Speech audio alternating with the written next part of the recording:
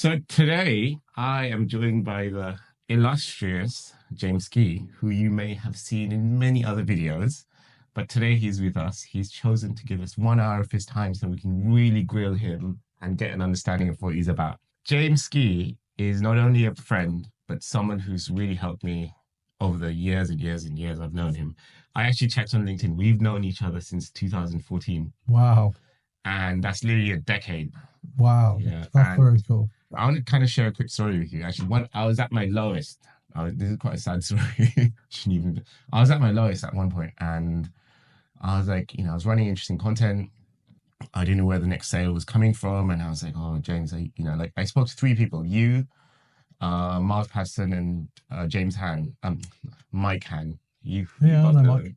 I think they've been on your Yeah, he's spoken at our events. yeah. It's a good guy. Three people I spoke to because they were like the best people I knew who could really, really help me with these things. And you may have known at that time, but I was like just going through some issues, like mostly work stuff and with stress and like what am I doing here? And you were working at LinkedIn at that time. And James invited me to have lunch with him at LinkedIn. They had not only one but three different kitchens, like a Michelin star chef and all that kind of stuff. So that was amazing. And it wasn't what you said. It was just like the fact that you gave me some time really meant so much to me. And since then, like I've always had so much time for you. And also we've done some work together as We well. have. I appreciate you sharing that. And I remember it actually sitting at the top of the dining area. And LinkedIn was a great opportunity to provide people behind the scenes access. I Yeah. loved bringing people to the LinkedIn HQ in London. It was so fantastic. But ultimately, prior to LinkedIn, we were working in that basement in Yeah, we Mayfair. met, in a basement. No, it wasn't just any basement. It was a basement of a £10 million house. Yeah, and some I think. But what I appreciated, and obviously, the founder that ran the business in that has become a very successful kind of global CEO. But also, it was just the kind of the hustle and the willingness and the motivation to create something from nothing. Yeah. I think that's something we both share. Yeah. In terms of dreaming big. Yeah. And making things happen. And it's been a rocky journey for both of us. Yeah. But look how we continue to progress and evolve and develop. It's good. No, and it's like we've had so many different things happen since then, different companies, different careers, personal issues, all sorts of things have happened. But one thing that's constant is, I hope I've been a good friend to you. You have. Because you have been with me. So, Good man, son. so for those of you who don't know who James Key is, so James is the CEO and founder of Sales Confidence. Previous to that, he held very senior positions at LinkedIn, Ametria, Drift, and a bunch of other very, very well-regarded companies within the industry. The names are too long to go through. I want to get straight in. James, you used to work for LinkedIn. What are your top tips for LinkedIn for those people watching? Great question. I was a fan of LinkedIn before I worked at LinkedIn. I absolutely loved it even more once I actually got behind the scenes by working at LinkedIn, and I still love LinkedIn today. Yeah. A little unknown fact these days, but at one point I was the number one social seller on LinkedIn, at LinkedIn, in LinkedIn globally. I had a social selling index of 98 out of 100. So I don't think it was possible to get to 100. I made it my obsession to become the number one in the world. And I guess I did it in a few ways. One, you literally just have to let go of that voice in your head that suggests that you have no value to share with the world. Everybody has a perspective. Everybody has a unique set of experience. And it's very easy to look at others that are ahead of you, above you, further along their career than you, to make you feel like you are not ready to share. But I can guarantee you there's 1,000, 10,000 other people that are looking at you, hoping they could be where you are right now. So the first thing is to just let go of your ego, and be willing to put yourself out there and not be too concerned by the likes, the comments, the follows. That's the first thing. It's a mindset shift. The second is, it's a combination of text-based, image-based, and video-based content. You need to be posting a full variety of content that's going to hit the algorithm in a certain way and also engage your audience. For me, video, talking about interesting content, is the most powerful way to build your brand, tell your story, and build trust. It's the only way to create a level of familiarity with you as an individual, a person, and your business without physically sitting down with someone like we are today. So video would be my other absolute top tip. And again, the mindset with video is you've got to own your face. Yeah. Which I'm going to start getting t-shirts made with it, because you've only got one face. You are who you are. You look how you look. You sound how you sound. Yeah. And just be comfortable in your own skin and start putting yourself out there on video. The other thing is contributing to the conversation and commenting on other people's posts. If you can add value to other people's posts and if you can contribute to the conversation, other people that are interested in them will start connecting and following you. So that would be my third tip. I could go on, but I'm going to give you two more. The fourth would be, once you've made the connection request, once you've sent that initial message, it's all in the follow-up. Yeah. It's all in the follow-up. Don't underestimate the power of the follow-up. So many people send one connection request, one message, hoping that it's going to lead to a meeting, hoping that a new relationship is going to start. It's not enough. You need to consistently and persistently follow up in the conversation on LinkedIn. And then the fifth would probably be use LinkedIn to map out a circle of people that you admire, that you want to follow, that you want to be like.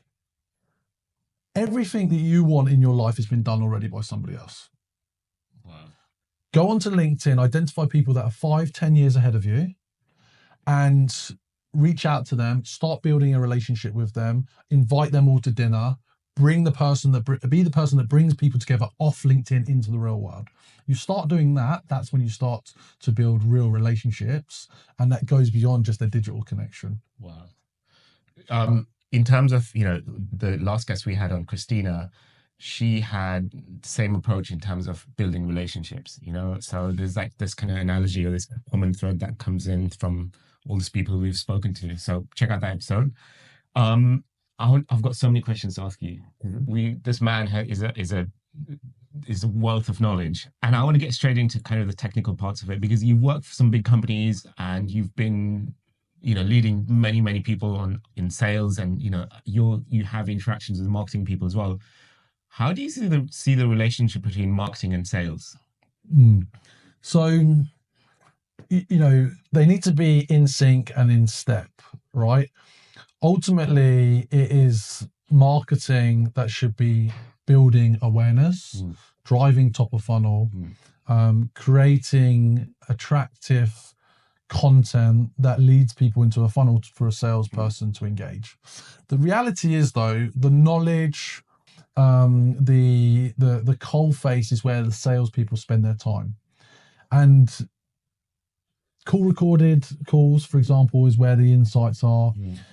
As a marketeer, it's not good enough for you just to do your own research. You need to pick up the phone as a marketeer, interact with the prospects, interact with the customers, and learn by listening to their actual needs. Also, there are so many ways to create demands that don't cost anything. But there's this idea from marketers that they need big budgets to run big campaigns. You don't, right? There's so many channels that you can leverage effectively to drive results.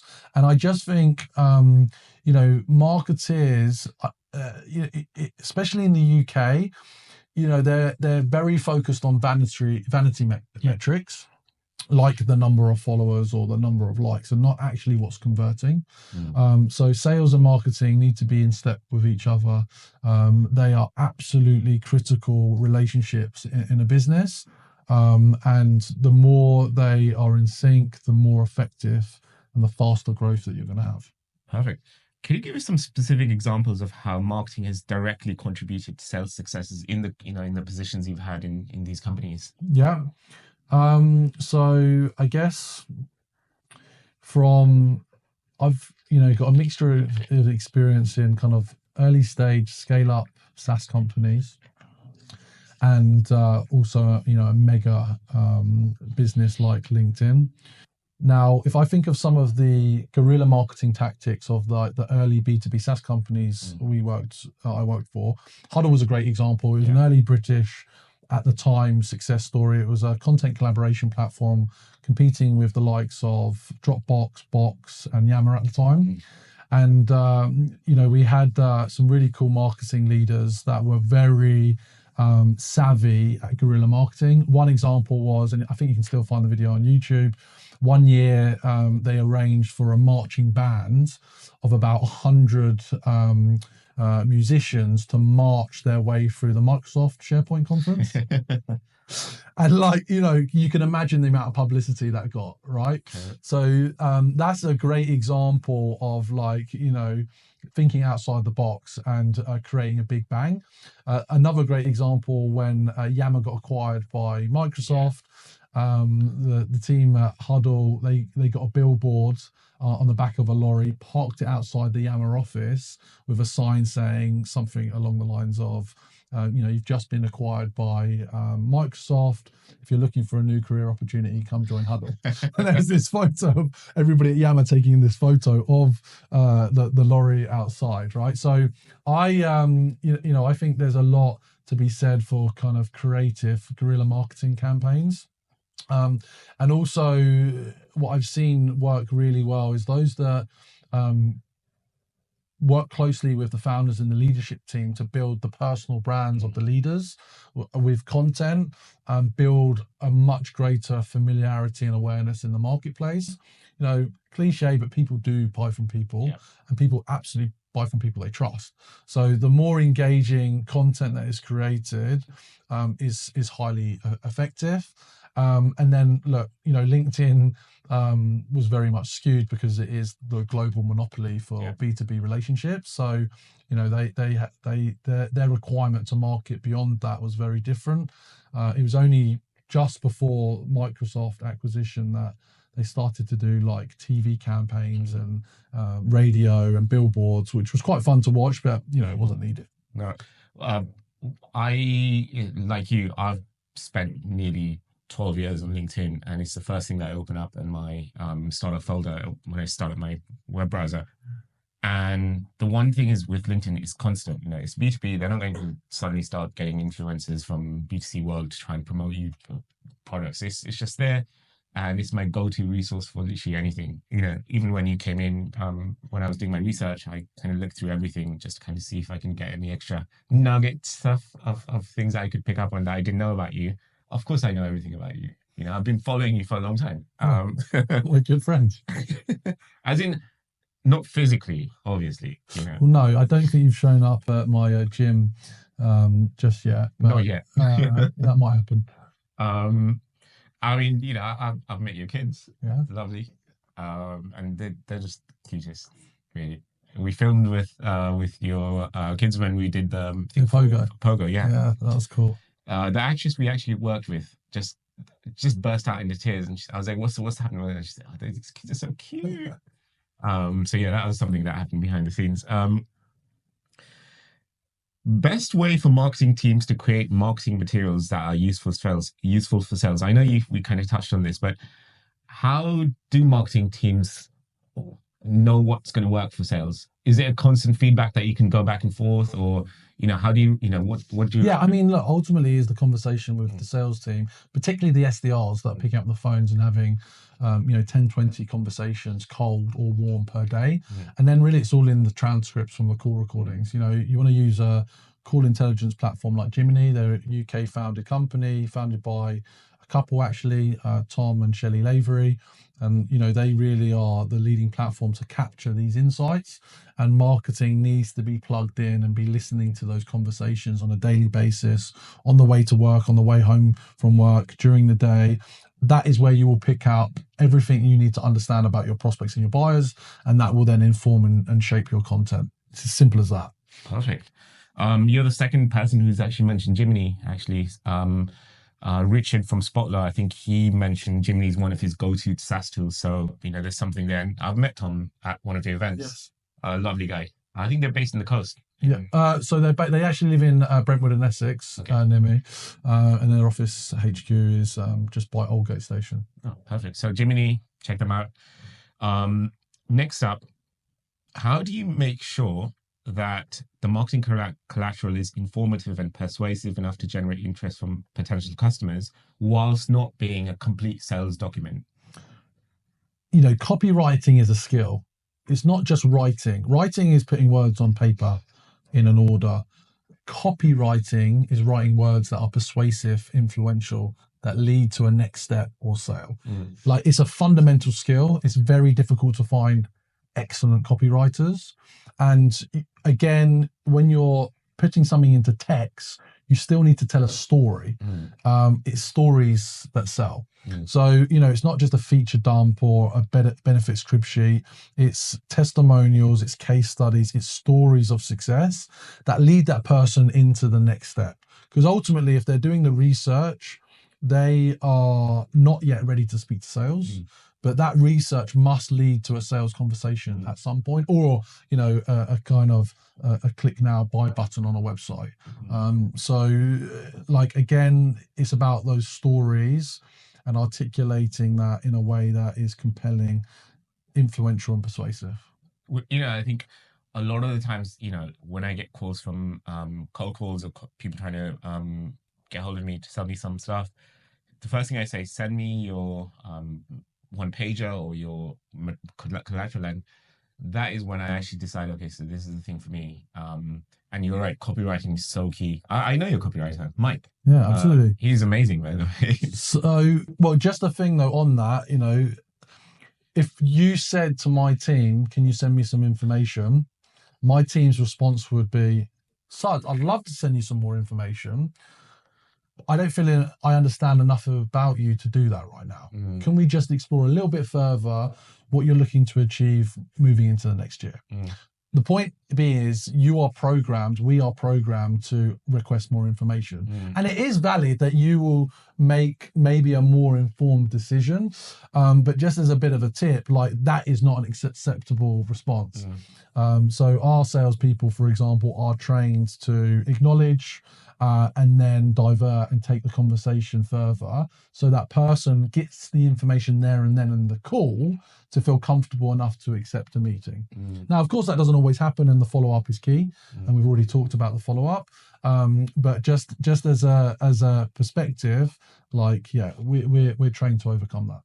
Yeah, it's the thing. It's a brush off. Send me more information, which is really saying I'm not interested. Whereas I guess you're saying, delve more deeper into the person's problem. So when they do accept, or when they're further along the sales funnel. So if they're closer. Correct. And then also they're then looking forward to that information. Yeah. Rather than it just being, send me the information, I'm never going to look at your email. Oh, we've now had a conversation. I'm actually quite interested in what you do. Okay, yeah, I'll take a look at it. So it's further down. I guess when we had started off in our sales careers, sales and marketing were completely different divisions.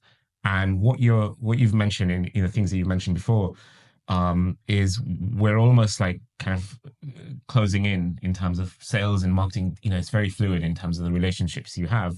How closely should sales and marketing teams work together to make sure that their efforts are complementary? Meaning, should you literally be in the same room with marketing people, or should they, or how do you see that? Well, if you can be, yeah. I mean, a lot of companies are set up to work remotely, geographically dispersed, across different time zones, continents, etc., etc. But yeah, I mean, in terms of what we've already covered, they need to be in sync. There needs to be regular dialogue. You can't go off on one route without informing the other.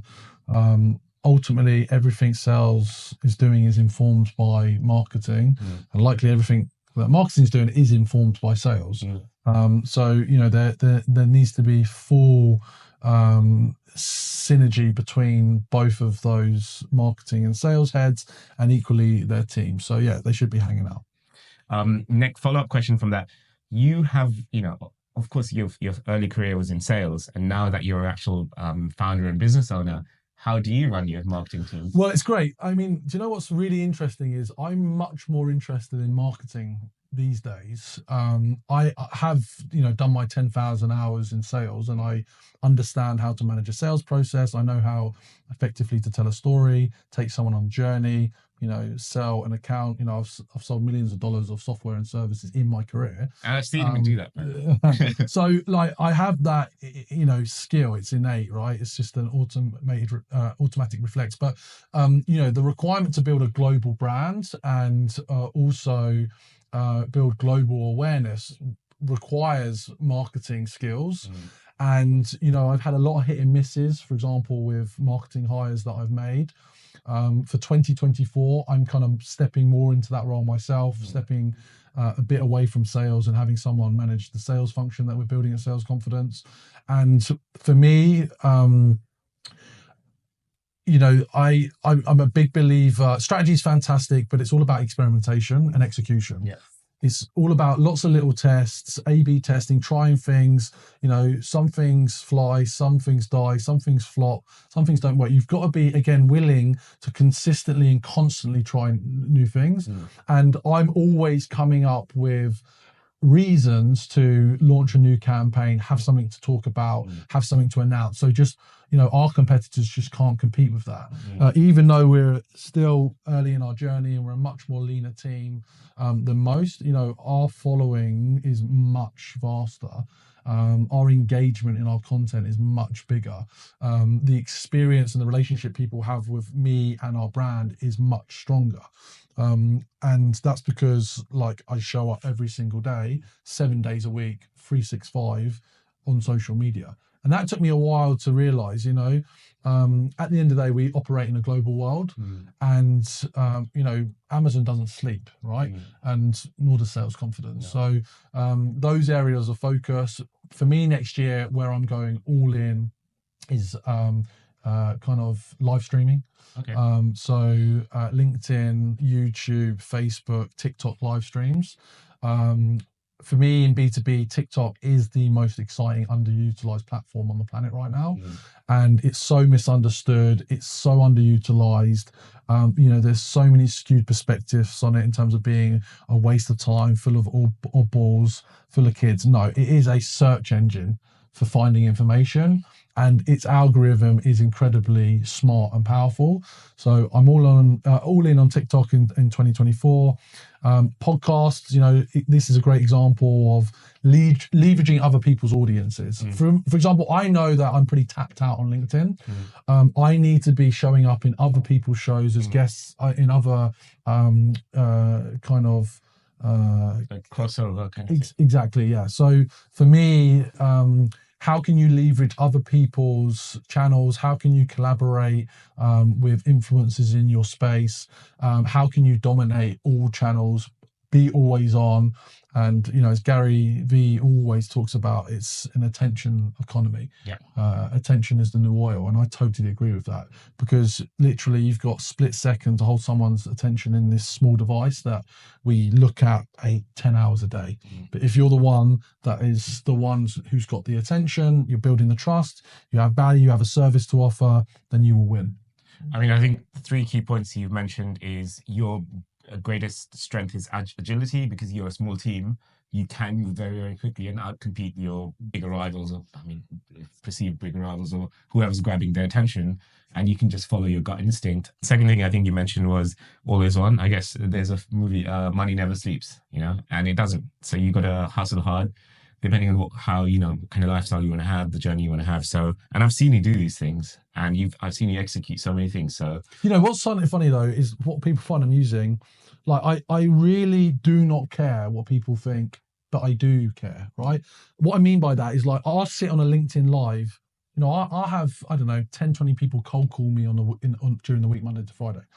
I'll be sitting by myself doing a LinkedIn live on a Sunday afternoon, no one watching. But if you came on there and you were trying to pitch me, I'd have a conversation with you. It's what you do when no one watches, so that you are ready when people start watching you. It takes one video to change your world, right? And so I think that I'm showing up every single day because there will be a moment in time. It might be an interview, it might be a radio show, it might be a piece of content I put out, it might be a video. There will be one thing that will just blow up. Now, if you don't have history, then you're not going to be able to capitalize on that opportunity. If you never show up, you're never going to get that opportunity. So for me, I just keep showing up, and then eventually I know there'll be a tipping point where the whole world will know what I'm all about in terms of my target audience. And like that's what is like optimism and hope and dreaming big. Like I just know, I can feel it in my bones that there's going to be a moment in time where literally just one thing will tip, and then everything I've always done will be appreciated, valued, understood, learnt about.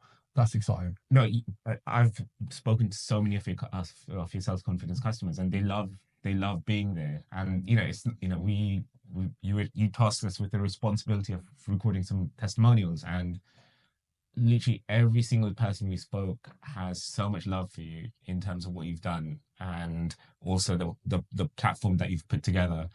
And it's very rare that you have that much level of, it's genuine, like level of trust and authenticity that kind of exudes from yourself and through your team.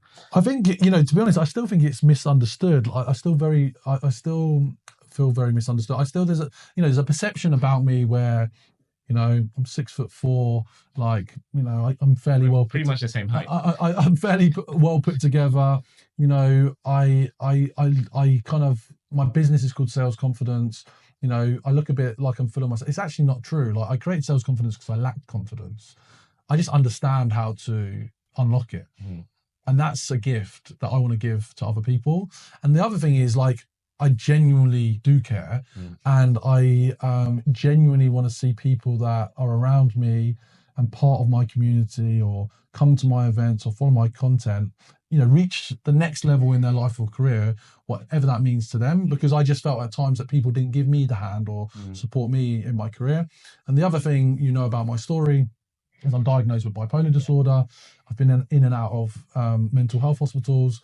I've seen pretty horrific kind of living experiences of people that has very much grounded me. And while, yes, I'm pursuing wealth and capitalism and, riches and fame in some ways, I don't need any of that. Like, I'm very content with my lifestyle, but, I want to be that guy that people can look at. If I really think, okay, I'm getting a bit deep here, but if I think about those moments where I literally sat down on a hospital ward floor with a group of people, strangers, that are literally living in hell, and they are hopeless, and I've been hopeless, and for them to listen to something like this and go, do you know what, there is hope, there is possibility, there is something ahead for me.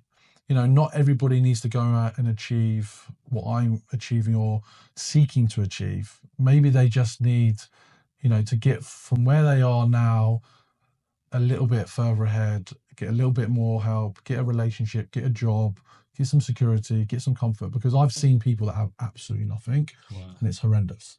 So yeah, I think if I can spread, some optimism and hope that anything is possible, no matter your diagnosis or no matter your circumstances, your upbringing or your background or suffering or abuse that you've been through, then I'll feel great about it.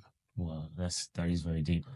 I remember when you posted about your condition on LinkedIn, and it really moved me because I had my own, this is like a few years in when I knew you, I had my own perceptions of what you're like and who you're about, and that really changed my view of you as a, fuller human being, and it made me, I have my own struggles, and, I have had, my friends have, and people around us, everyone has these kind of mental health issues, but it made me appreciate you so much more because, everyone's going through this kind of inner dialogue or narrative that they keep telling themselves.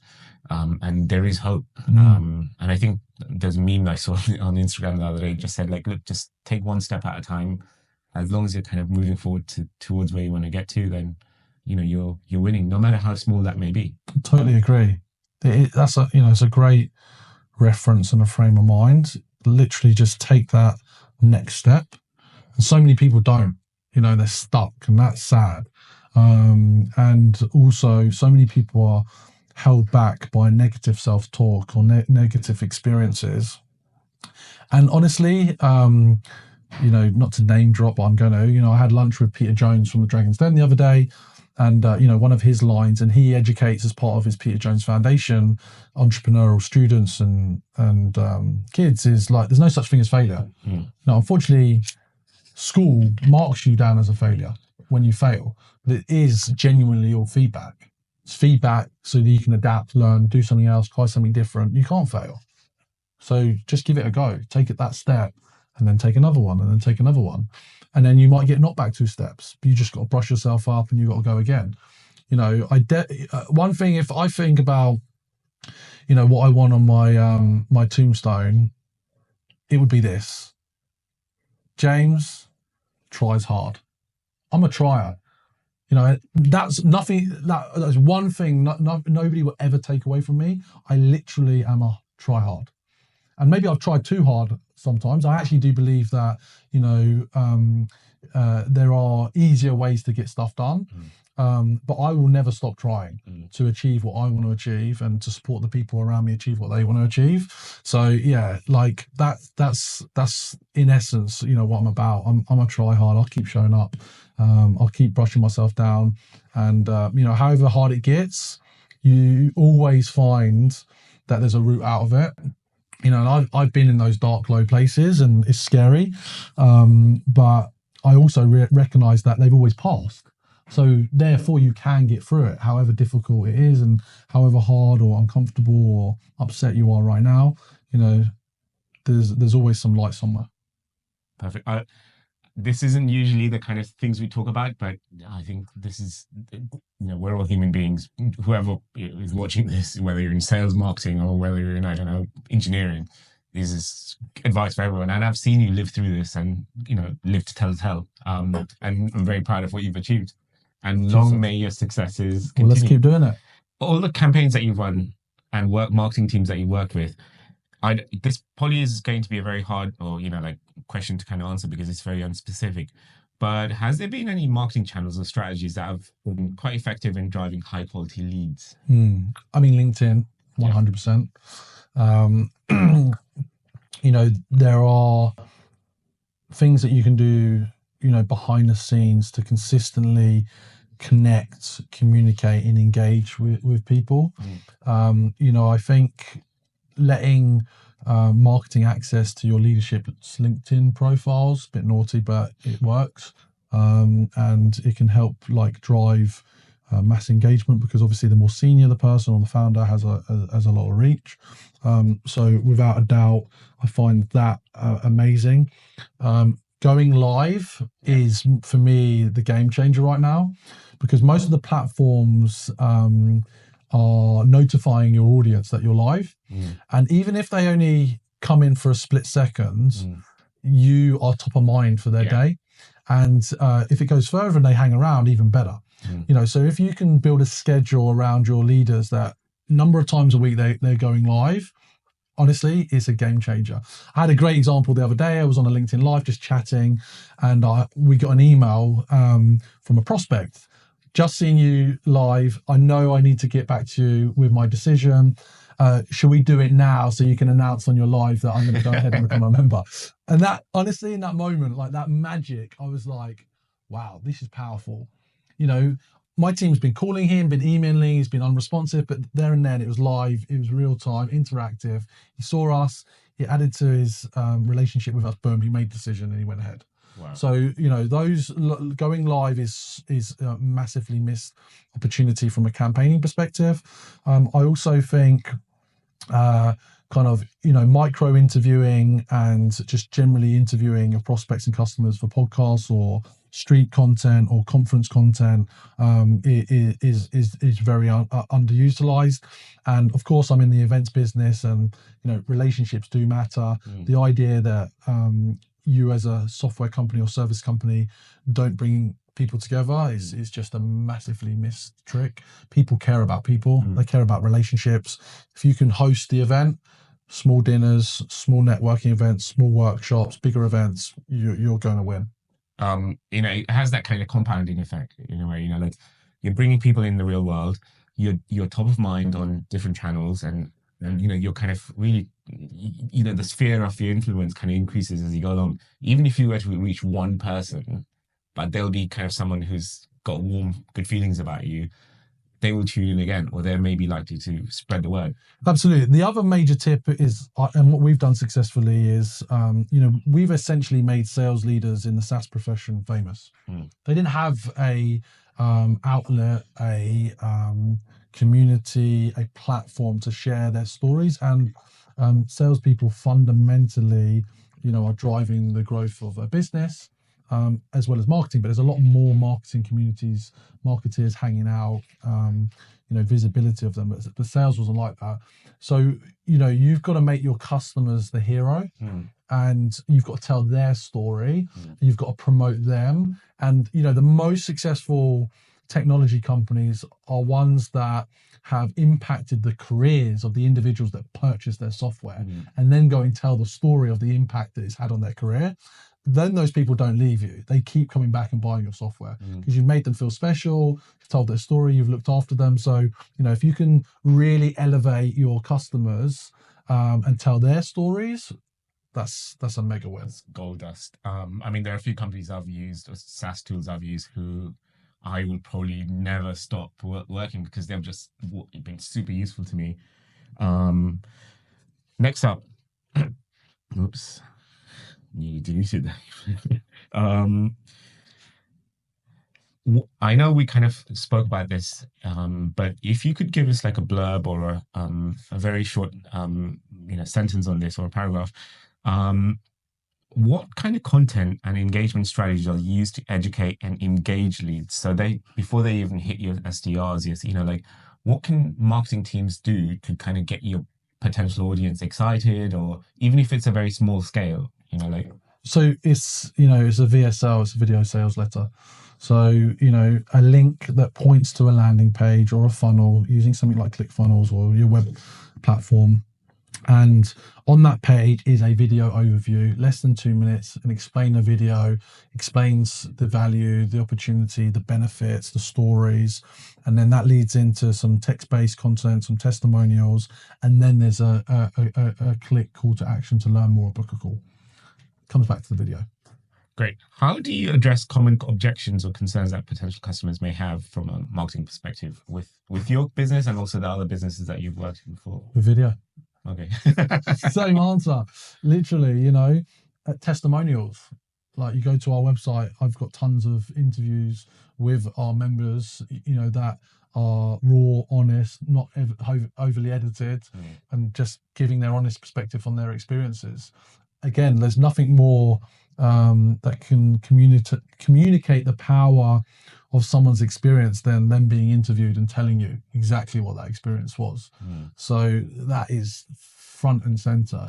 And it's real, it's authentic, and also it's coming from people who look like them. So the SDR of XYZ company, if someone else sees that, then they're like, oh, okay, so this is a company and this is what they do. So, I love that. And I've seen or produced a lot of these videos myself. Yeah. I think we've covered a lot of ground here. I want to get you to take one step back. You've been in sales, you appreciate the world of marketing, and you've kind of seen both processes from the inside out, and I guess you've had to kind of relearn and re-educate yourself in lots of different things. What are you going to do for next year in terms of just your marketing spend or strategies? Yeah, so this year, once again, I attended Funnel Hacking Live, which is owned and delivered by ClickFunnels and a guy called Russell Bronson. And in my opinion, it is the world's best conference for marketers, entrepreneurs, and founders and creators. And if I think about the insights that I'm going to implement in 2024, it is going to come back to stuff I've already covered. It's going live every single day, being accessible to my audience, creating constant content, shorts that are active all around the clock. It's showing up as a guest on other major platforms, influencers, key figures. I'm also releasing a book. I recommend that everybody should look to publish their own book, and it's called How to Build Sales Confidence, built around the philosophy of mindset, well-being, and performance. And so that's going to be like a key asset, lead magnet for people to, at a low ticket, low level of investment, learn about me, how I think. If they like it, then they might decide to join our membership, for example. So becoming as a key person of influence is, as Daniel Priestley talks about, highly recommend you should follow him. That's kind of another key part of the strategy. Elevating people in my team. I really want to tell the stories of what's the SDR journey at Sales Confidence. Elevating our employees, elevating our team members, elevating our members is going to be another one. And then for us also, more events. We're going to do a US roadshow. So we're going to be showing up in Austin, San Francisco, Boston, Chicago, and New York. Oh, wow. And while we're there, we'll be doing intimate dinners, live events, workshops, content. And that's going to be interesting. And then also on the collaboration part with influencers, we're going to be putting on, weekend retreats where we might get 20 mega star influencers together. It's almost like a Big Brother docu-series, 24-hour filming, conversations, interactions, banter. All of that will be churned out as content you can use for 3 months. Oh, well, James Key pretty much he's going to be on Netflix at some point next year. that is on the wish list. From the small screen to the big screen. Absolutely. So final questions for this segment. How do you see the future of marketing from purely sales perspective? Not necessarily for sales confidence, but you've worked with loads of talented and amazing marketers. There's so much interference in terms of technology. There's so many channels. There's so many various ways that you can go to market, focus your kind of marketing energy and your budgets. And what you can't forget is that it is still fundamentally about people. However much automation, AI, machine learning, shortcuts, chat, GPT, workflows, task management, efficiency, it is winning over the hearts and minds of people. And that needs to be at the front and center of your strategy. How are you impacting the way that your target audience thinks, feels, and acts? And if you can connect those in that framework of how and what we're producing, getting someone to think, how do they feel when they interact with us as a brand, and then what do they do in terms of a next step, act, that framework can inform all of your strategy in terms of driving and scaling, the future of marketing. Wow. The last question I had was, and I think I know what you're going to say, but I'd like you to say it anyway. What is the one thing that the CMO, VP of marketing, or someone in the C-suite who's looking after marketing can do to help and aid the sales department? Yeah. The one thing they can do is listen to sales calls. Yeah. I knew. And also spend time with their customers and prospects. You don't be locked in an ivory tower just because you've got the big title now. Don't forget how you understood marketing earlier on in your career. You have to put yourself out there. These guys are in the coal face and they're paying your salary. So listen to what they have to go through every day. Next up, rapid fire questions. And usually, okay, so with zero calorie marketing, usually we send all the questions to our guests before. Whereas I know James, and this man, he's a wealth of knowledge, so I haven't. So I actually just kind of didn't send anything to kind of prepare. So these are rapid fire questions. So hopefully we can get some quick answers from you. And I am going to put you on the spot for a couple of these ones. Three must read books. Could be sales, marketing, could be novels, any. Yeah. So the first the book that comes to mind is How to Win Friends and Influence People by Dale Carnegie.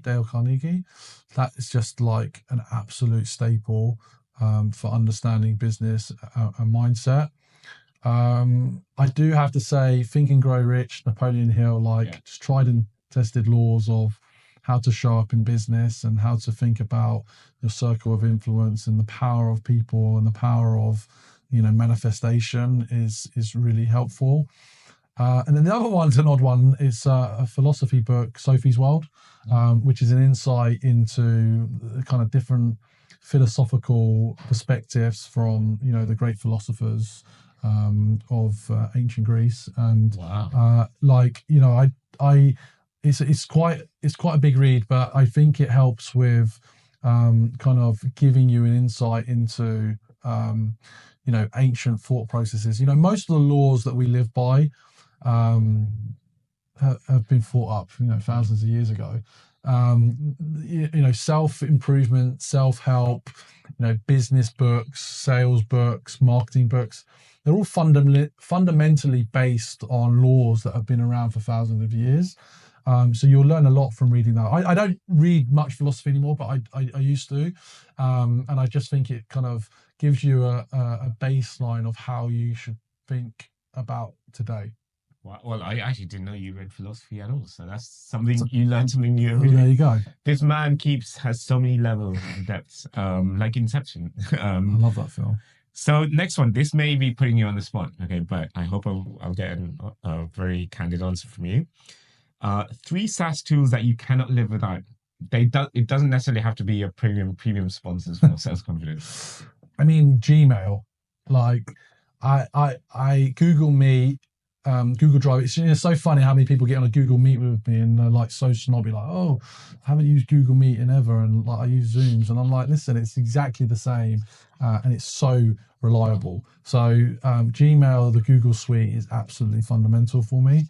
I would have to say HubSpot. Yeah. From a CRM perspective, the mobile capability, the ease of use, the functionality is super valuable. And then it would probably now be ClickFunnels. Okay. ClickFunnels from a funnel building perspective and creating landing pages and creating, buy now pages, bump pages, any type of campaign or launch is so versatile, so easy to use, so well designed for converting that I just couldn't see myself using any other platform. Okay. And another one. You could be a sponsor. It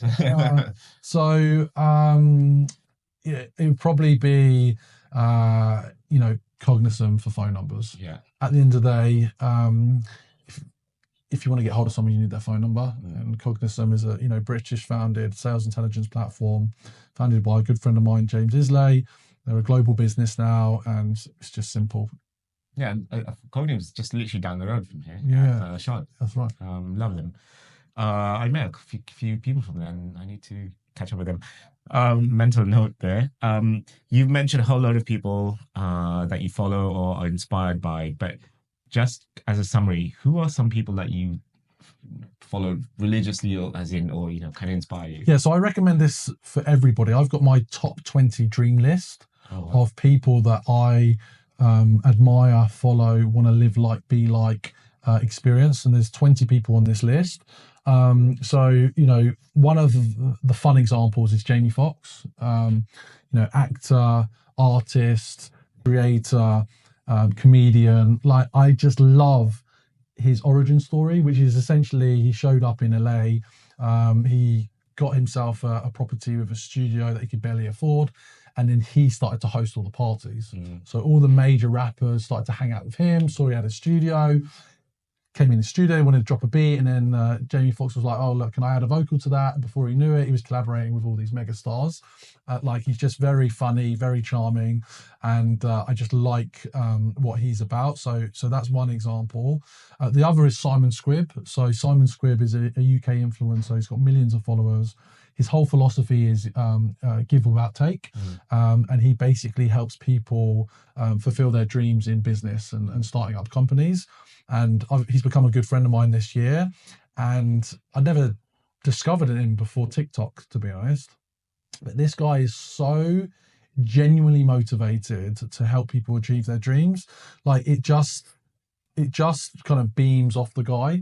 And he's already a successful multimillionaire investor, already achieved what he wants to achieve for himself, but now he's helping people with his platform Help Bank, and you just see him in action. It's really cool, it's really genuine. So there's some things there I'd like to model. And then the third is, and I mentioned him already, it's Peter Jones. Peter Jones went to my school in Windsor, the Windsor Boys School, and he's so kind of multi-talented, versatile. He's a media personality, he's an investor, he's a tycoon, he's someone philanthropically giving back to the next generation of entrepreneurs. He is very humble, he's very funny, he's very cool, he's very charming. If I could get close to modeling like his life, then it's going to be a fun ride. So there's three. Perfect. Final words that you want to leave our wonderful and beautiful audience with, and contact details. How can people get hold of you? Sure. Well, thank you for listening. Hopefully you've enjoyed this conversation with Suds and I. Suds is a great guy, so make sure you stay on top of his content and how things are evolving. And also, if you're considering, video content production, Suds and interesting content is where you need to go. From my perspective, you can follow me, connect with me on any platform, LinkedIn, TikTok, YouTube. James Ski is my name. And, would love for you to follow the journey, because ultimately I'm on a 20-year kind of plan right now. And, this is just the beginning. It's only going to get more interesting. So, come along for the ride. Perfect. We will have you on for next year. I look forward to that. And every day, like the things you've helped me with have kind of ripple effect. It still stays with me, and it's kind of like as I continue my journey, I'm kind of pushing myself every day. So I so appreciate you being in my life. Likewise, Suds. Thank you for having me today. Thanks to the team. I look forward to seeing this progress. Perfect. So this is the last in the series. If you want to see some of the other videos that we recorded, please do so. And please follow us on all the channels. And thank you again for listening. And we'll hopefully see you on the next season, and see you soon.